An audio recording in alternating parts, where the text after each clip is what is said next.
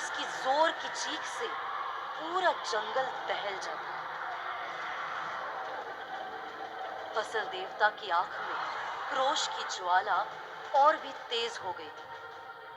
उसने अपने हाथ एक मुद्रा में बांधे और हवा में उड़ने लगी। ये क्या? इसके पास तो सच में दैवी शक्तियां हैं। अंगद को अब अंदाजा हो चला था कि उसने मौत को दावत दी।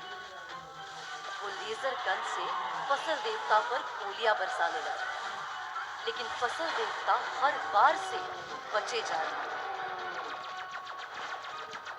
पर अब वो अंगद पर भी आग के गोले बरसा रहा था। हर बढ़ते पल के साथ अंगद और उसके बीच का फासला कम होता जा रहा। आग से झुलसा हुआ अंगद लड़ने की पूरी कोशिश कर रहा था, लेकिन ओह नो! इसने भी जवाब दे दिया। फसल देवता अंगद के बेहद नजदीक आ गया था। अंगद ने अपनी हार स्वीकार कर ली थी।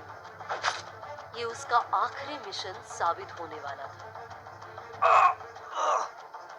वो दर्द से कराहने लगा। फसल देवता उसे धीमी और दर्दनाक मौत देने वाला था। तभी उसने गौर किया कि आसपास अंधेरा छटने लगा था। सूरज की किरणें फसल देवता के पैर के पास आ गई थी। उसे देखकर फसल देवता पीछे हटने लगा। उसने अंगद की तरफ 2 पल देखा और फिर मुंह फेर कर जंगल के भीतर भागने लगा। अंगद ने किसी तरह अपने आप को संभाला। आज तो बाल बाल बचे। वो उठकर खड़ा होने लगा, पर तभी उसे कुछ अजीब सा महसूस हुआ। उसके हृदय गति बहुत बढ़ गई थी और आंखों के सामने अंधेरा छाने लगा था। ये मुझे क्या हो रहा है? वो लड़खड़ाकर जंगल के बाहर से आने वाली रोशनी की तरफ बढ़ने लगा। शायद यही बाहर का रास्ता है। आ! लेकिन कुछ ही पलों में वो वहीं ढेर हो चुका था। कुछ घंटों बाद जब अंगद की आंख खुली तो अपने आप को आईसीयू में पाया। लेटे रहो अंगद। तुम दुनिया के सबसे खुशकिस्मत इंसान हो।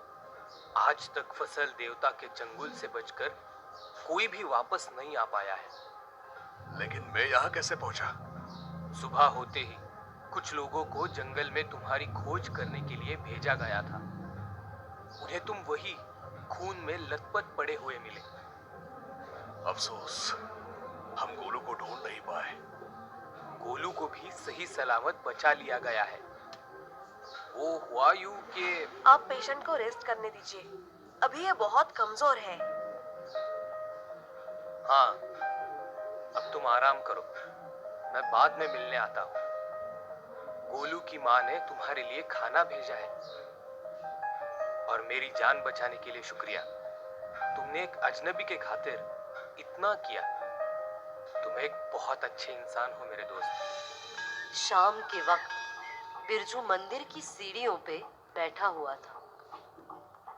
उसने अपनी भाई की मौत को आज पूरी तरह से स्वीकार कर लिया था। मन में एक अजीब सी शांति थी और आंखों से आंसू बह रहे थे। उसने फैसला किया कि जैसे ही अंगद अस्पताल से डिस्चार्ज होता है, वो भी शहर वापस लौट जाएगा। तभी अचानक से उसे एक जानी पहचानी मधुर आवाज सुनाई दी। बिरजू, तुम यहाँ? श्रुति वहां पूजा की थाली लिए खड़ी हुई थी। वो बेहद खूबसूरत लग रही थी। बिरजू कुछ पल उसे यूं ही देखता रह गया। श्रुति के चेहरे से लग रहा था कि उसे बिरजू को यहाँ देखने की जरा भी उम्मीद नहीं थी। उसकी आंखें भर आई थी।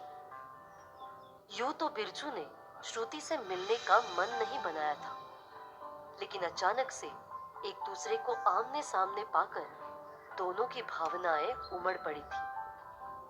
जिनकी बातें कभी खत्म ही नहीं होती थी, अब वो दोनों ही एक दूसरे से नजरें चुरा रहे थे। कहानी जारी रहेगी। जरूर देखिए अगला एपिसोड।